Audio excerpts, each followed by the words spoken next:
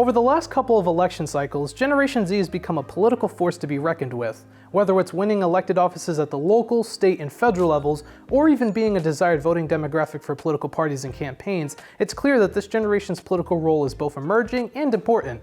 Now, this is a fairly new topic in the world of politics, so as a Gen Zer myself who also covers political news, I think it only makes sense to further dive into this generation's political involvement, how it all began, and where things are heading moving forward. That being said, let's talk about this generation who are making sure their voices are being heard.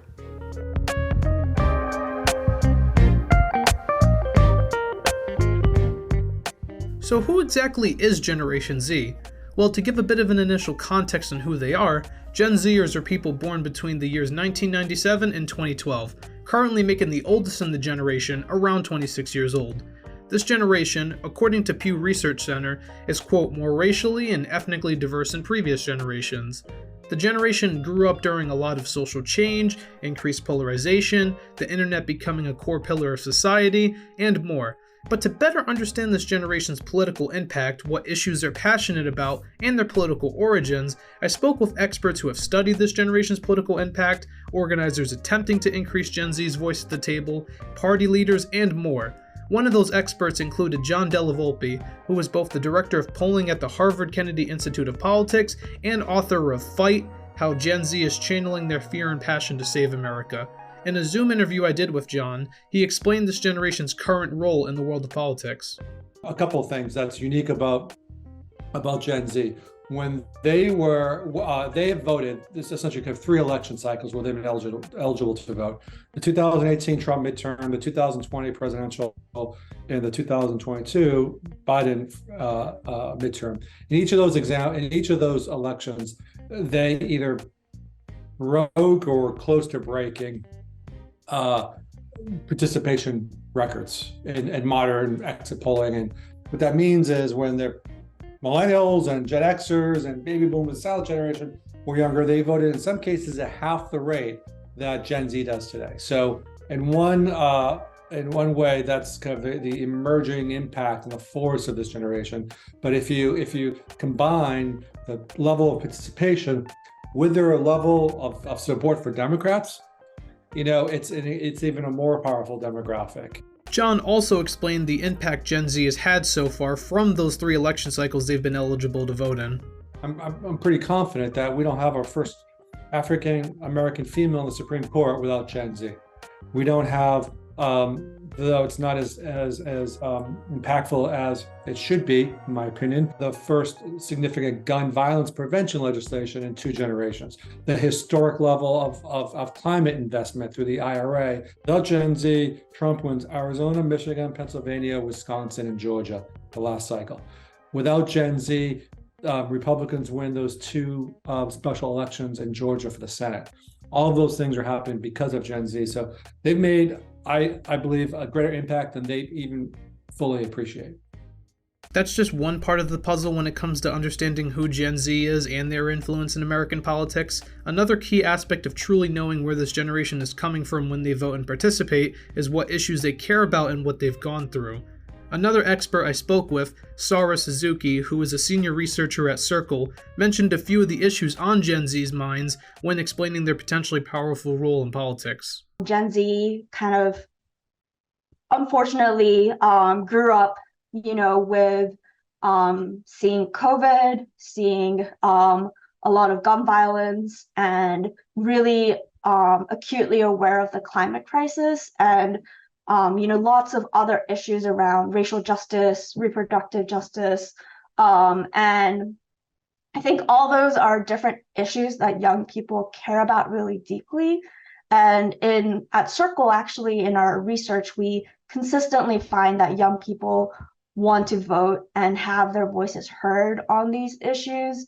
Those issues, alongside the trauma this generation has dealt with, played a major factor into Gen Z becoming involved, mobilizing, and fighting to make sure they're being heard. John touched upon this when explaining how 2 tragic mass shootings were the catalyst for Gen Z's emerging civic participation. The most important factor in terms of the level of political participation is the combination of the Las Vegas shooting and the Parkland shooting.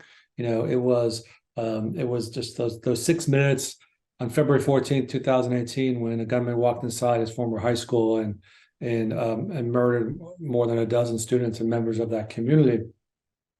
And then where the kind of the world coalesced around their parking lot, TV cameras, et cetera, David Hogg and X Gonzalez and others kind of used that opportunity, that platform, to kind of inspire both their generation as well as others to participate. And I think that was like the critical moment that young people were galvanized. They obviously did that strike and the March on Washington, and essentially kind of lit this fuse and really challenging people not just to protest, but to register, to organize, and to turn out. So I think that was a kind of a catalytic moment in the political evolution of Gen Z. From that timeline of 2018 up until now, Gen Z has not only voted in large numbers, but have also run for and won a range of elected offices. In 2022, Maxwell Alejandro Frost, in the first year Gen Zers could run for Congress, became the first Gen Z congressperson after winning his election in Florida's 10th congressional district. There are also plenty of examples of local offices being won by people in Gen Z. One of those elected officials is Nabeela Syed, who represents Illinois State House District 51, which is a swing district that has voted back and forth the last couple of election cycles. I sat down on a Zoom call with Rep. Syed and asked her what motivated her to run for elected office. So it was actually some school board races I was working on. So similar to Trump's presidency being a turning point for me to decide to go into politics, these school board races that I was working on was for one of I became friends with him. His name's Tim, and me and my good friend Anusha, we decided to manage his campaign for school board because he just wanted to do more for the community. He wanted to support students, put them first. So we're like, hey, you got to run for office, we'll help you out. So we did that. We helped him out, and we helped two other candidates out, and we got them elected. And this was my senior year of college. I'd gone back to school, and during my senior year remotely, I was helping out with this. And I came back home for like a week before the election, knocked on doors, and we won. We won all three of those seats. But the opposition that Tim was facing was terrible. It was really, really scary. Very hateful rhetoric once again. And that was another turning point where I was like, we got to do something more for our community. We got to get better representation here. This area has been traditionally held by a Republican. And I was like, we got to flip the seat. So I was thinking about volunteering on someone else's campaign, possibly managing someone else's campaign. And my good friend, she told me that I should run. So, I did, and she managed the campaign. After my interview with Rep. Syed, I started to reach out to more Gen Z elected officials. Upon doing this, I learned about multiple who held elected offices right here in my home state of Rhode Island. Two of them that I sat down with to talk about how they gained an interest in running for office were Providence Ward 6 City Councilman Miguel Sanchez and State Representative for Rhode Island House District 7 David Morales. Just knowing that our generation isn't represented enough, at least in my opinion. If you go to any of these public bodies, it's usually an older crowd. So I think some of our generation's most pressing concerns sometimes aren't being addressed in a timely manner. Definitely a lot of the encouragement that I received from people in the community, specifically organizers that I had been mobilizing with as related to advocating for a Green New Deal, lower utility costs, and it was a lot of that encouragement that motivated me to actually make that decision. Because it was a very serious decision to make at 21 years of age. I had recently graduated from graduate school with a master's, so there were a lot of decisions to be made. And the idea of running for office, especially with someone who comes from a lower income background, someone who has no political connections or family members within the political system, I knew it was going to be an uphill battle. It was as it related to my ability to fundraise, as it related to being able to garner resources or be taken quote unquote seriously. However, I knew that I felt passionate about the values that I held. The values around healthcare being a human right, the fact that everyone deserves a living wage regardless of occupation. So I knew I was going to be able to effectively take that message to the doors. And that's essentially what I spent 10 months doing between December of 2019 all the way up until September of 2020.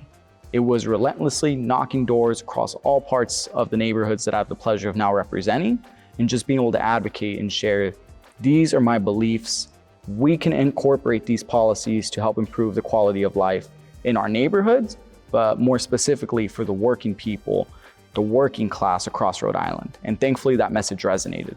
Age also happens to be a double-edged sword in politics. For example, if someone is too old, they could be considered unfit to hold an elected office by voters, or their age could create an image of someone who has lived experience. And if someone is too young, they may face barriers, not be looked at as seriously as they would hope, or it could create a positive effect since they can relate to things with younger voters that other candidates can't.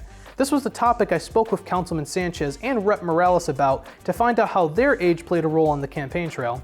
For the most part, people did enjoy hearing or seeing me at the doors, like seeing young person being involved in their community to the point of being their city councilor, wanting to be their city councilor. So I would say most of the feedback was mostly positive. And if there was any concerns, we would just have a good open dialogue conversation about it.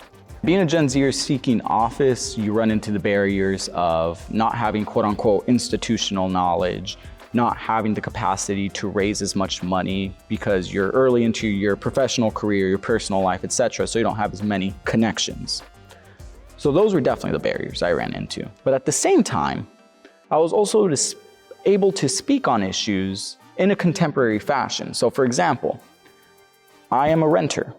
I am someone in their mid-20s who would aspire to be a homeowner later in life. But at the present time, I am currently renting. So I understand when we talk about the housing crisis in Rhode Island, I am talking about it as someone who is in present time a renter, a young person, someone who is trying to seek the quote unquote American dream, but is running into all these barriers as it relates to economic disparities, corporate greed.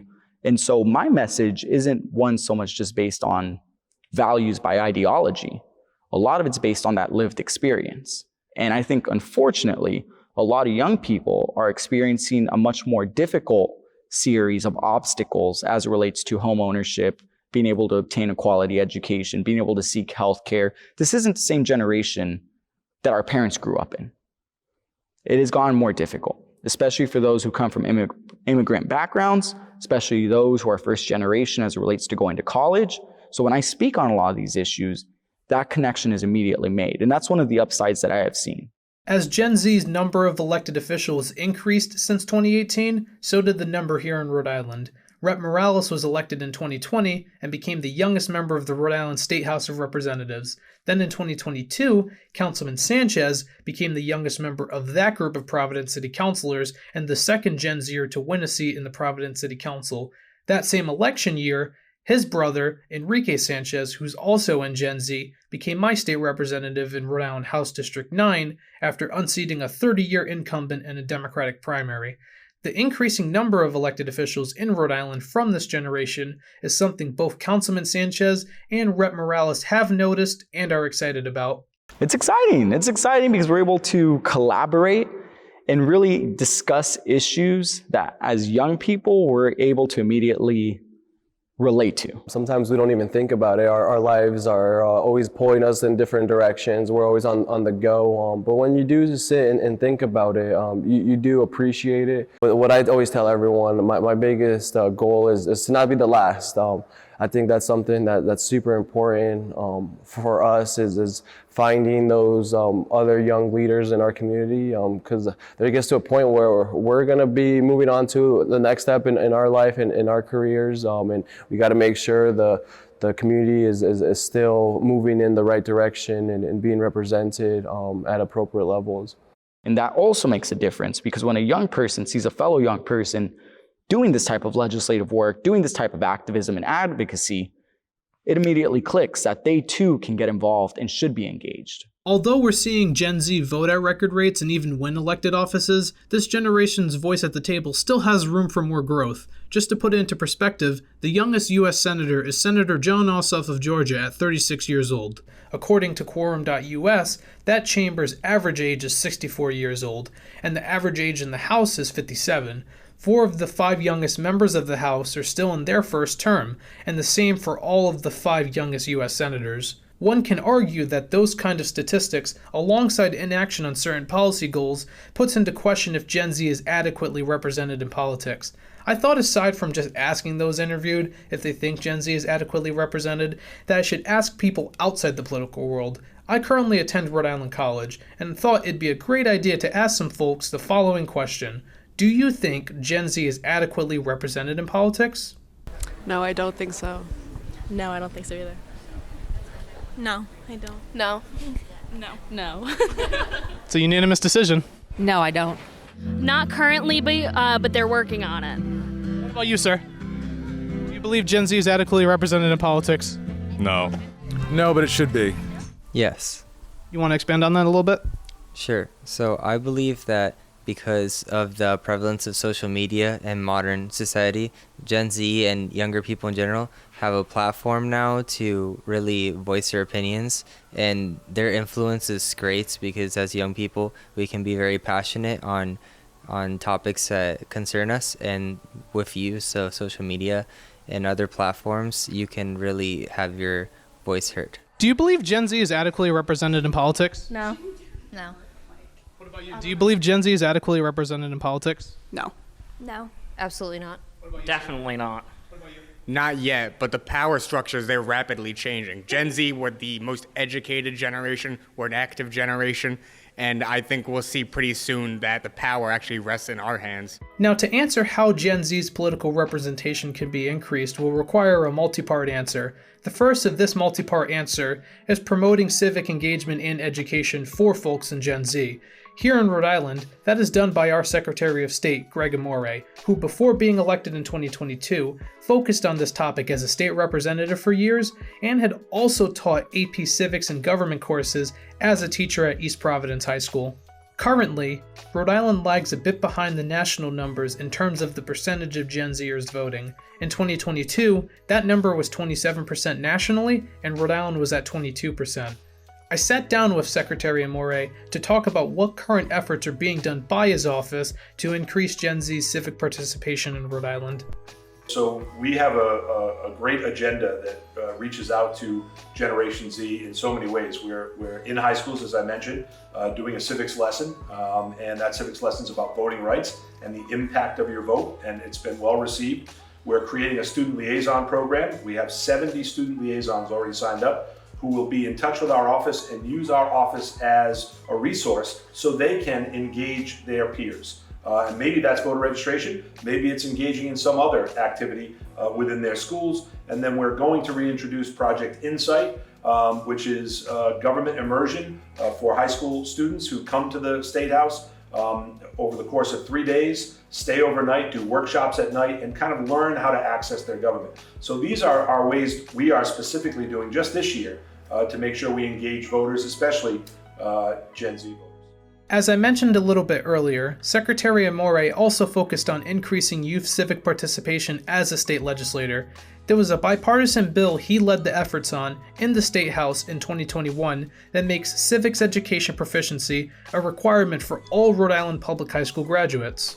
Representative Newberry and I, so it's a bipartisan piece of legislation, and in the Senate, Senator Gallo put forward a Civic Literacy Act. And basically it mandates at least one semester of civic education between 8th and 12th grade. But the key part of this bill is the action civics part of it. So it's got a project requirement where students have to be hands-on with a state, local, or federal government agency or elected and pick their project, work their project, and show proof that they understood the access, they understood what those that agency or that elected does, and how they can impact policy making. And so that's just starting to be implemented now, but I think that's a really important piece of the puzzle. Another aspect of this multi-part answer is reaching out to members of this generation, whether it's done by political parties, organizations, candidates and campaigns, or current office holders. Up until this point of the film, there have only been Democrats seen on screen, Gen Zers who won races as Democrats highlighted, and examples of Gen Z influencing election cycles that were favorable to Democrats from 2018 to 2022. But Gen Z is not just a monolith who votes exclusively for one party. In fact, Sara Suzuki provided me with data after our interview that shows, according to Circle's 2022 post-election survey, 37% of respondents identified as Democrats, 25% as Republicans, and 38% is affiliated with a third party, registered as independent or unaffiliated. So while focusing on the party and organization outreach answer, I first wanted to see how the Republicans are working on resonating with Gen Z. One of the Republicans I spoke with was Karoline Leavitt. Karoline ran for Congress last year as the GOP's nominee for New Hampshire's 1st congressional district and is the first ever Gen Z major party nominee for a congressional seat. Amongst the many topics covered, one of them was what motivated her to run for Congress. I ran for office in 2022 for a plethora of reasons. Mainly, I saw my Democrat representative in my home district, New Hampshire's 1st congressional district, not doing a very good job, in my opinion. And I knew that many voters, business owners, moms and dads in New Hampshire felt the same. And so I decided to step up and run for that reason, to change the leadership for our great state in the United States Congress. But I also ran to reach out to young people across the state of New Hampshire and across our country. I've recognized there's a real political trend amongst Generation Z Americans in which they are leaning to the left and voting for Democrat candidates and politicians. And I wanted to be a voice, a conservative voice, that showed them they don't always have to vote Democrat. And our conservative values, faith, family, freedom, are the bedrock of this country, of our culture.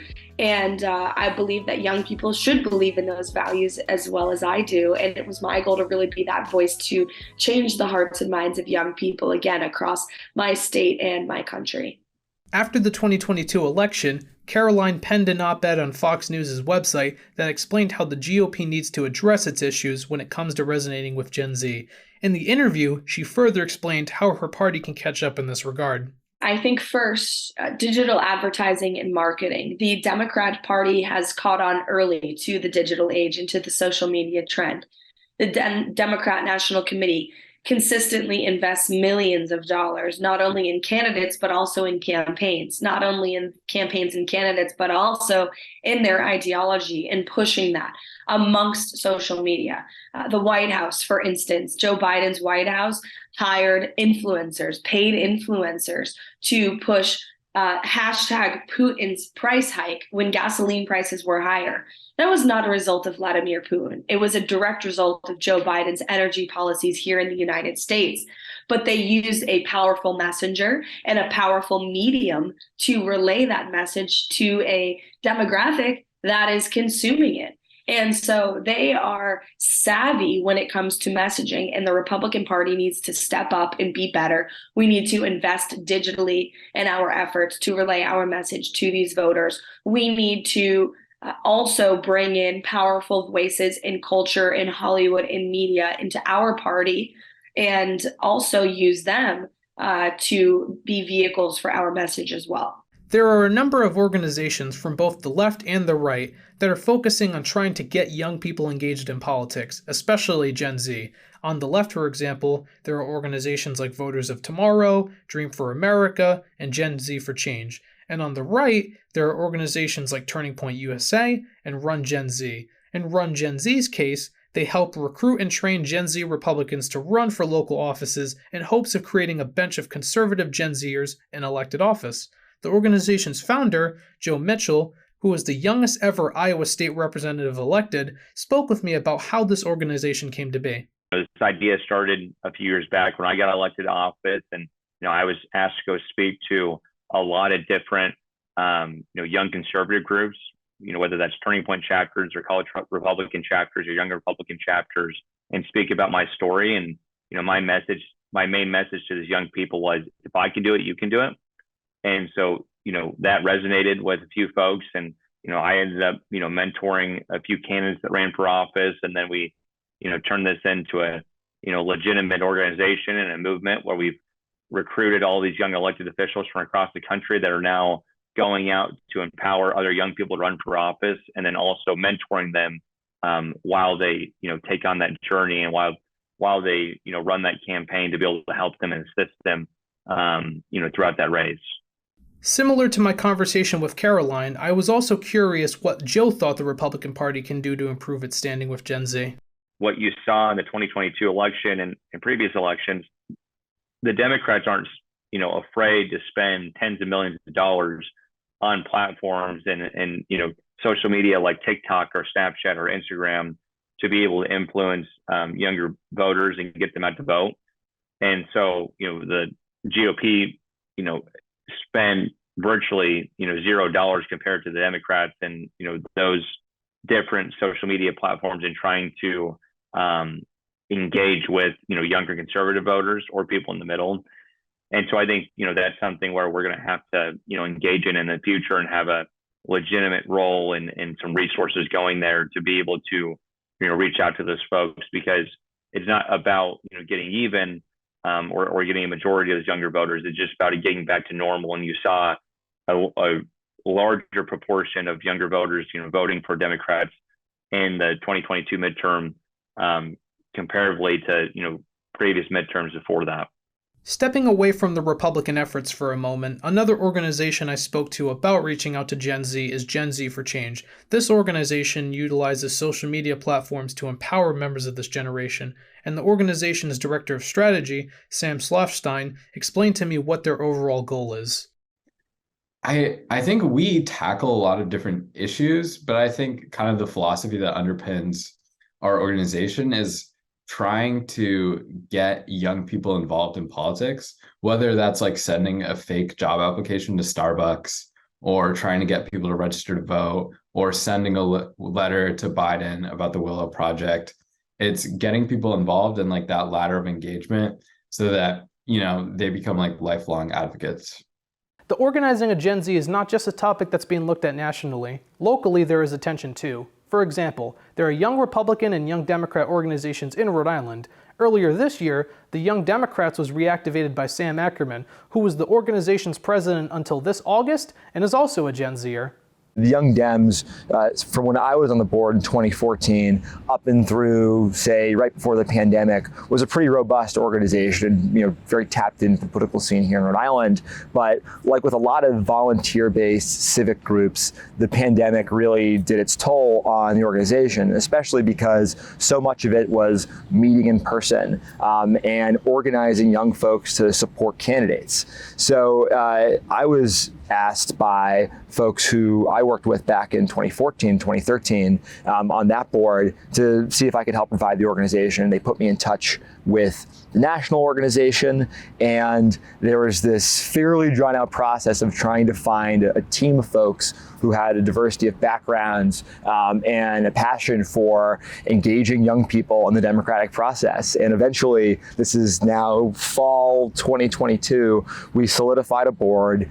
We got approvals from the National Young Democrats, and we were ready to go with a new vision and kind of we saw just this untapped space in the Rhode Island political scene that we're hoping to fill.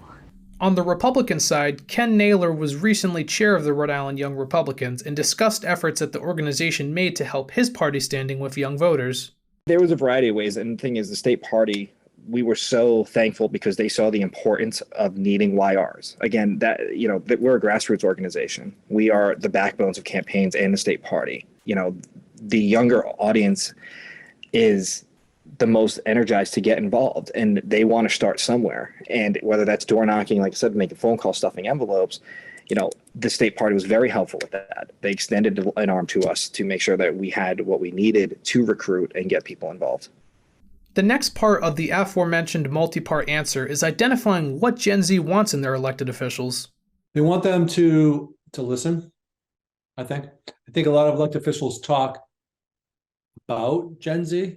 I don't think they do a lot of time. I don't think they spend a lot of time talking to or listening to Gen Z. So I think let's start there. They want someone who they believe really represents their values. They want someone who they can trust. They don't want someone who seems inaccessible. This generation wants communication, wants transparency, and wants, someone that is willing to show up. I think we aren't as favorable towards maybe like establishment people who are care more about like politics than like social justice. I think we can like really recognize authenticity in people who are in it to make change? They want to be heard and they want to be taken seriously. I think we forget that the politics, we work towards the future and we work for future generations. That's the whole overall idea of what we're doing and why people get involved. It's all about tomorrow. I think that young people, especially today, want to know the details of how we're going to fix the problems that face us. And identifying what Gen Z wants is not an easy task, but can be done with communication. One effective way that could be done with Gen Z is through social media platforms such as Twitter, Instagram, Facebook, and more. Elected officials are already taking note of this, but some are taking it a step further, such as Congressman Jeff Jackson, who represents North Carolina's 13th congressional district. Congressman Jackson utilizes TikTok, which, although controversial, is a platform heavily used by Gen Zers. Even some of the people I sat down with for this film acknowledged the power of social media and explained how they utilize it. I think the use of social media is being used in a way to really break down the process and explain how does an idea become a bill and how does that bill become a law. But at the same time, also ensuring that people recognize I am being active in the community, these are the different events going on, this is ways that you can plug in and engage. So in other words, it's not even just so much about self-promoting, but also letting people in the community know and recognize these are the ways that you can get involved. And I think that's made a difference as well for Gen Z, because you've had a lot of people join organizations based on the recommendation of a local official using the Instagram, using Twitter, using Facebook to engage and share that information. We've been using social media to identify voters, to identify candidates. Obviously, there's issues with TikTok. There's still that concern that China is tapping into that data. But we've been using Instagram, we've been using Twitter to send out our messages and connect with the media, and Facebook, again, to identify a lot of our supporters and get them engaged to either be a volunteer, to donate, or to even run for office. I even have a TikTok account. I do a little bit more of like the interesting aspect of like being a city councilor. So when I'm like picking up bad mattresses, we had a free comic book event at a local comic book shop, Rock Coco's. So stuff like that people usually don't like think of like their city councilor being involved with. I want to shine a light on that part of it. But yeah, I mean, Twitter, Facebook, Instagram, like you mentioned, people need to know what we're doing. Messaging, campaigns, stuff like that. Senator Mack does a really good job with her graphics. So that's something that definitely connects with folks around our age a little bit more. On our end of things, we definitely do engage with people on social media. We believe, and this is just a general belief in how to campaign, whether it is running a individual members campaign or in my capacity running this committee, the best way to reach people is in an individualized way, because again, people are not a monolith, no matter how much easier it would be to treat them that way.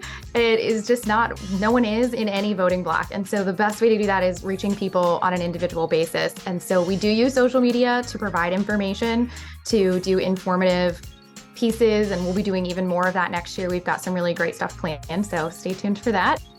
The final part is action. This can be done in multiple ways, but since 2024 is around the corner, a large part of the action in the near future will be mobilizing, talking to Gen Z, and even advocating for policy change in the meantime. So what's the game plan for 2024? One thing that we did was the Wisconsin Supreme Court election recently.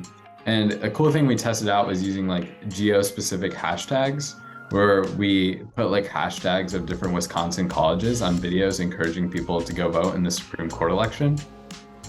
So I definitely think there is a way in which we've seen like social media can like drive record number of youth voters in elections.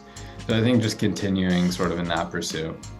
Right now we're working on recruitment, and we're going to, turning point events and young Republican events. We were at CPAC this last weekend, recruiting young people to run for those offices. And so right now we're just gearing them up. But, whether it's, the 2020 cycle, the 2024 cycle, or the 2022 cycle, things don't change, a ton. People want to hear, why you want to help out your community. They want to know that you have a plan in place, especially for these local or state offices where you can go knock on doors of each individual, constituent that you may be representing. So That's the most important thing, is going out, knocking on the doors, making sure you have a clear, concise, consistent message for their voters.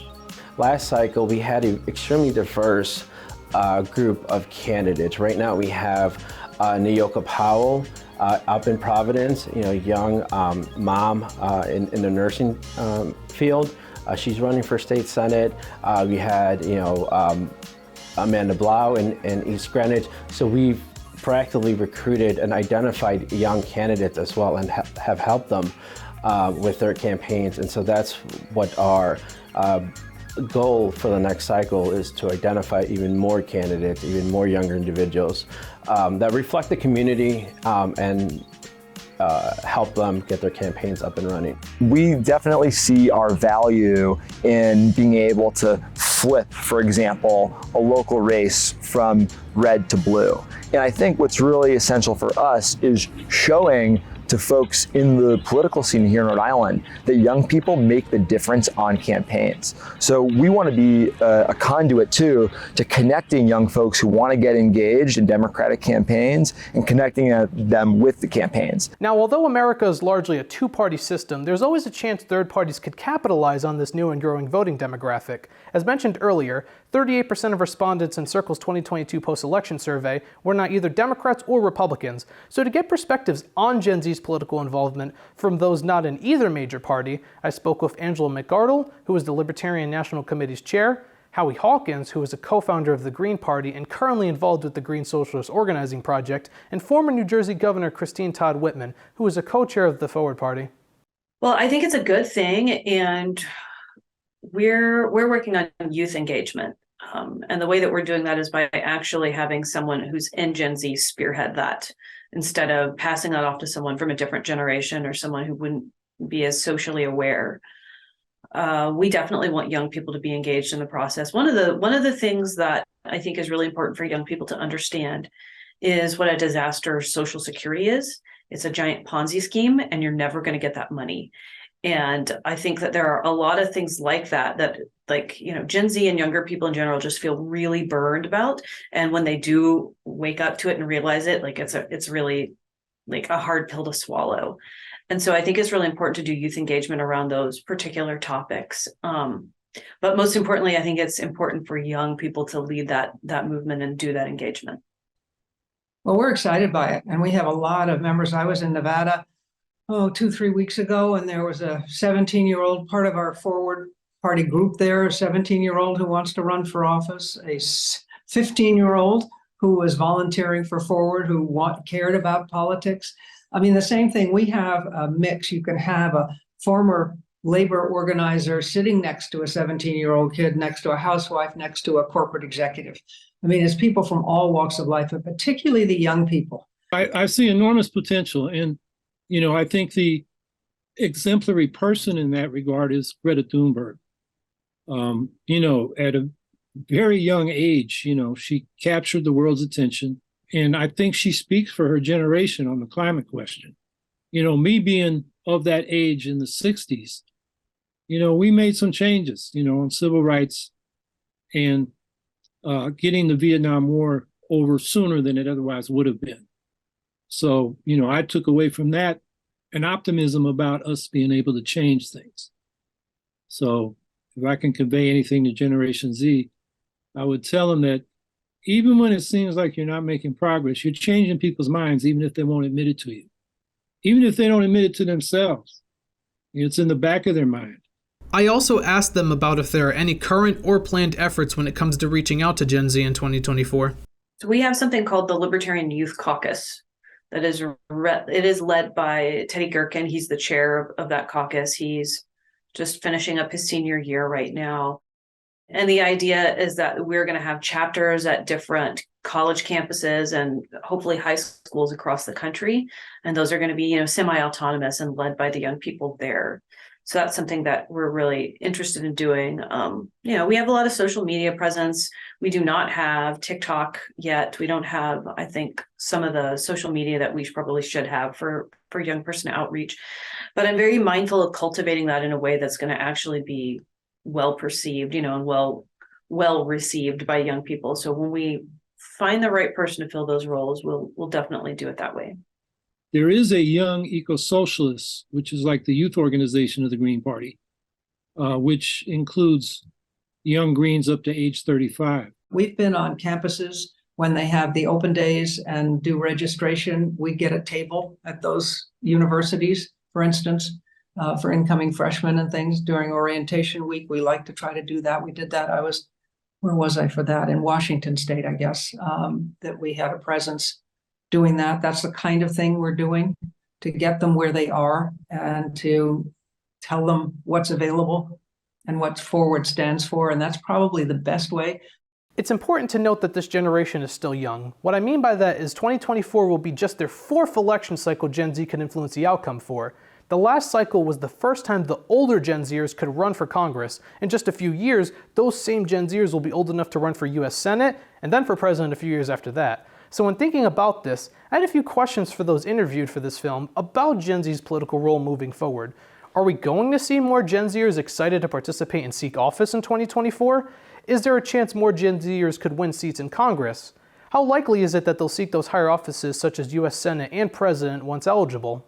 I would like to think all of the above. I think, we had Maxwell as our Gen Z congressman, and that's been very exciting to see. And I've seen, even just on scrolling on Twitter, the impact of him being in elected office and at the federal level has. So I'm hopeful that will motivate more young people to believe that this is a thing that we could do right now. We don't need to be told that, you should wait your turn, and we don't need to be told when to do it. We can decide for ourselves, and maybe the time is now. I think that 2024 is going to be a fruitful year for Gen Z. I think we're going to see a lot of candidates stepping up to run on both sides for Congress and also for state offices too. Running for school board is just as important as running for United States Congress, if not more important, because you have a real impact on the community in which you live. And so I'm excited about that. I know I was the first Gen Z nominee for a major party, but I know that I won't be the last, and I hope that I'm not. And I am encouraged to see many Gen Zers reaching out to me already, saying they're running for city council in their home city, they're running for county commissioner in their home county, or they are thinking about running for Congress in 2024. And I am always encouraging everyone to do that. One of the hallmarks of this generation is they can do everything they can to change the system, whether that means running, for federal office or for local office, or just voting and volunteering. They'll do everything. And I think that in 5 years we'll probably see our first Gen Z senator. And in 10 years or more, we'll see our first Gen Z president. Probably take more than 10 years, but the point is, as soon as they're eligible, we'll see them entering, I think, the arena. We're proving in real time that, our involvement will be being elected office. Our involvement will also be running campaigns. Our involvement will be, the running policy think tanks. I think the sky's the limit, and you hit it. I think, the trends are there, and we're starting to see these folks get elected. It's never easy to step up and run for office. And some of these people that do it, that want to, serve the community, whether it's on a congressional level or school committee, they work hard. And that goes to show that the younger individuals are feeling it too, and they want to run for office and make a change and make a difference. Even though we're still a bit of time away from 2024, some more Gen Zers are already stepping up to run for elected office. And running for office aside, Gen Z can and will have an active role in politics. Karoline Leavitt, not too long after our interview, became the national spokeswoman for former President Trump's super PAC called Make America Great Again Incorporated. Locally, in my interview with Sam Ackerman, he mentions legislation that the Rhode Island Young Democrats helped draft that would let 16-year-olds vote in school committee elections. Although not passing, the bill had multiple co-sponsors and the dialogue is now starting, increasing the chance it could be voted on down the line. And on the organizing side, a Rhode Island chapter was created not too long ago for Turning Point USA, which is being led by Anthony Della, who is also a Gen Zer. These examples are being mentioned because anyone in this generation, or future generations for that matter, can get involved. But don't just take it from me. I also asked those interviewed for this film, what is their advice for Gen Zers who want to be involved and help contribute to tangible change? I think a couple of things. One is based upon where you live, right? So I think that if you are in Rhode Island, I might offer you one piece of advice. If you're in Wisconsin, I might offer you another piece of advice. If you're in Rhode Island, which by and large is not a contested state, certainly in most even years, I would find issues that you care about, and kind of connect with other like-minded people through issues, organizations, perhaps to forward that agenda. Okay. If you're from Georgia, North Carolina, Pennsylvania, Wisconsin, Nevada, Arizona, a battleground state, I might argue that, you talk to the party that you care about. Most of them are going to be Democrats, if not Republicans, and see what you can do to organize and to kind of help spread the message. Because what I've learned from doing this for so long, that there are millions of younger people, thousands of people in Rhode Island alone who want to engage, who want to do more. They just don't know how. So those people who are already engaged, by bringing a friend or a couple of friends along, is a tremendous service. I would say if you're interested in politics, volunteer on a campaign. Just do it with good intention.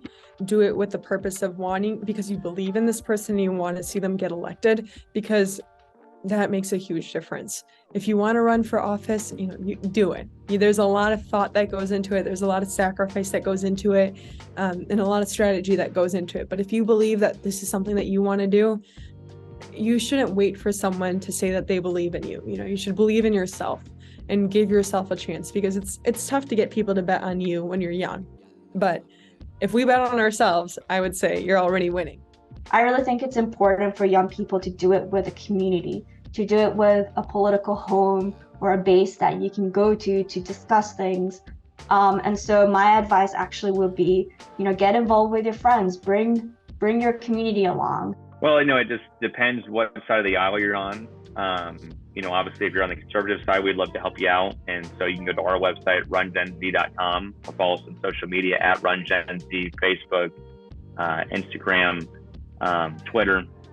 But then if you're on the left side of the aisle, there's groups like Run for Something, which work with young progressive candidates to help them run for office. And so, again, I would encourage, no matter what your political affiliation is, to get involved and make your voice heard, and be able to be aligned and work with a group that can help you out and help you be able to elevate your voice for the future.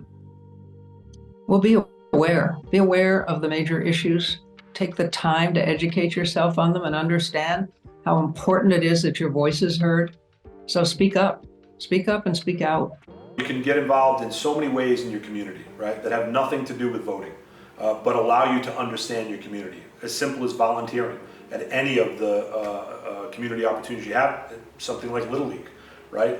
So civic engagement is a whole host of things, right? Sometimes civic engagement is helping someone carry their groceries into their house, right? And you get to know that person. We have kind of lost a little bit of our humanity in that we don't connect with one another. And I think it's really important that we start to connect as humans and not judge one another by our politics per se. And so I think all of this leads us to a better place, right? And the reason I'm hopeful is I think Gen Z has that skill set, right? I don't think they're mired in grievance. I don't think they're mired in past struggles.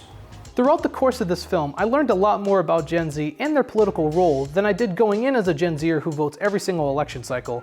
But since this topic is still new in the world of politics, some of you watching may have the following questions. Will we see more elected officials, political parties, and campaigns take note of Gen Z's ability to organize? Is Gen Z going to jump over any barriers they face as they attempt to create change? How will 2024 and election cycles beyond go?